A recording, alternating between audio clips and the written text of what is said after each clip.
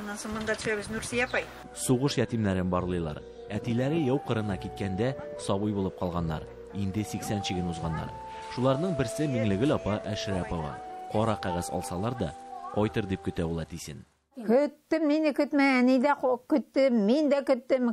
Көтмәсәм әтинәп кайт инде дип кычкырмасым самолетка. Минтимер аганың әтисенә дә улының үсеп егет булганын, гаилә корганын күрергә насыйп булмый.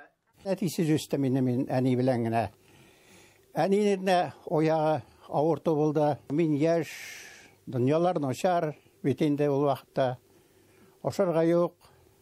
Басудан иртән язда шәрик бәрәңге җыябыз тагын. Аны алмайтып шунда бер тимер кырыенда пешерә башлыйбыз инде. Моңа кадәр Мемориал 4 авылга бер колхоз үзәге саналган Улы язда иде.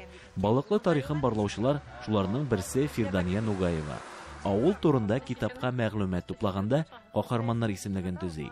Рус, япон, беренче бөтен дөнья гражданнар, фин, бөек ватан сугышларында катнашканнарның кайсыларының оныкларына Әфганстан, Чечен җирләрендә яуда булырга туры килә. Барысының да исемнәре мәрмәр ташта. Сугыштан исән кайтканнар да инде бакыйлыкка күчкәннәр. Янда безнең бабай. Минем бабай Шарафи Бадри. Ул сугыштан яраланып кайткан. Аннан соң председатель булып эшләгән. Мин аның сугышта булуы белән горурланам.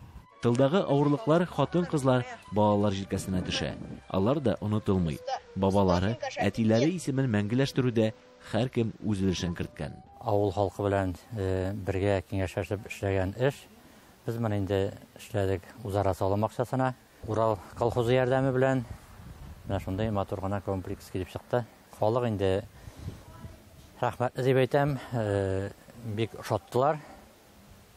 Инде бу яшьләргә дәгән, киләчәк буынга дәгән патриотик тәрбия булсын дип тагын эшләнгән эш инде. Бөек җиңүнең 75 еллыгына Мемориал янына авыл халкын җыя алмаганнар. Тож вирус киртә була. Куркыныч тәмам үткәч, тантаналы рәвештә ачарга ниятлиләр. Иң мөһиме хәтер исән. Мемориал мәчет каршында булып, күгәрченле кара мәрмәрдә манараның ярымайы чагыла. Сугыш корбаннарын дугадан да үзмиләр авылдашлары. Кукмара районыннан Фәнзилә Салихова, Нәзир Ногманов, Татарлар.